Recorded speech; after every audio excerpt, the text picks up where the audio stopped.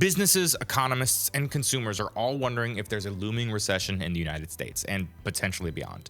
One unlikely potential indicator? The strength of the influencer economy. Though influencers, sponsored content, and UGC are all relatively new forms of commerce between brands and individuals, they've become a staple part of marketing in many industries. And because of their relationship with fans, content creators, especially those who focus on social media platforms like Instagram and TikTok, are often more tapped into consumer sentiment than traditional marketing teams at brands. Both how brands approach working with creators and how those creators' audiences respond to sponsored content are becoming unconventional indicators around consumer spending and confidence in the economy. And though it can be a bit of a chicken or the egg scenario, consumer confidence is a major factor in evaluating economic recessions. Uncertain policies create uncertain spending.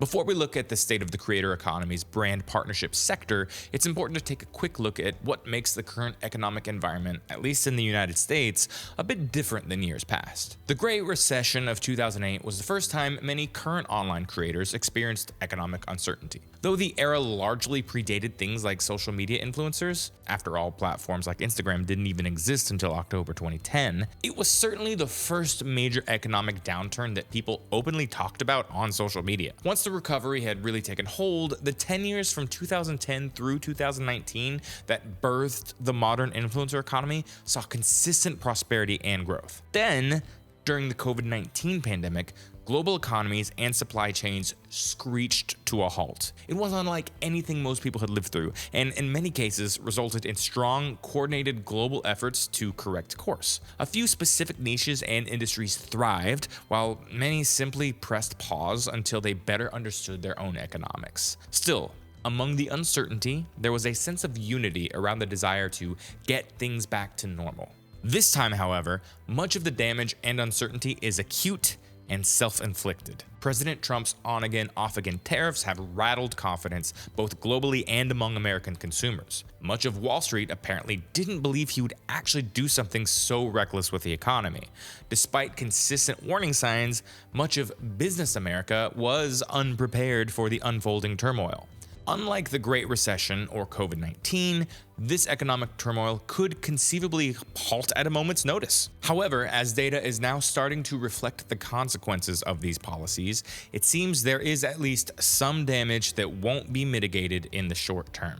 Brands are pulling back on influencers and other marketing. The good news is that this year, 76% of brands are allocating marketing money for content creators, according to a yearly report from Influencer Marketing Hub. That includes nearly 64% of brands who specifically plan to work with influencers. The bad news is that 76% number is actually down 10% from the year prior. And while more than 80% of brands affirm that influencer marketing is highly effective, only 12% of those brands plan to allocate more than half of their budget towards influencer marketing, half as many as the year prior. But it's not just sponsored content and influencers. Many companies say they plan on rolling back spending on hiring agencies and other marketing expenditures. Overall, marketing spend has stagnated in 2025, which is technically better than the decline they were seeing the previous 2 years. But marketing spend isn't near pre-pandemic levels. Perhaps the only silver lining is that paid media, which includes paying for digital advertising space and utilizing things like UGC, is up 11% over the previous years, whereas most of the other things are down. While influencer marketing is a consistent part of most businesses' marketing spend, it's still harder to measure than traditional ad spend. Yes, it adds brand lift that you simply can't get through any other type of marketing, but companies pulling back on this expenditure certainly points to the type of purse tightening that accompanies gloomy economic outlooks. What audiences are saying.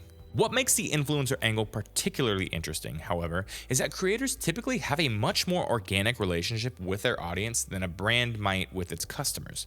And as anxiety around the economy and spending power increases, influencers are rethinking the way they present sponsored content in their posts. For one, that means potentially presenting their circumstances in a more humble way. Elements of influencer culture still revolve around the idea that when an influencer sells a product, they're selling a lifestyle associated with it. But in many cases, influencers live modest middle-income lifestyles and receive the products they're selling. In fact, 90% of influencers earn less than $50,000 per year, according to Axios. In other words, bragging about being treated to four-figure meals at music festivals may not go over as well now as it would have during boom times. Now more than ever, luxury is less concerning to audiences than things like security and freedom. In April, 73% of Americans said they felt financially stressed, 2/3 of whom said the tariffs specifically have them worried. When you open up an app to unwind, escape, or engage, the last thing most users want is to be reminded of their daily financial stress. That's why comment sections are filling up less with admiration and jealousy,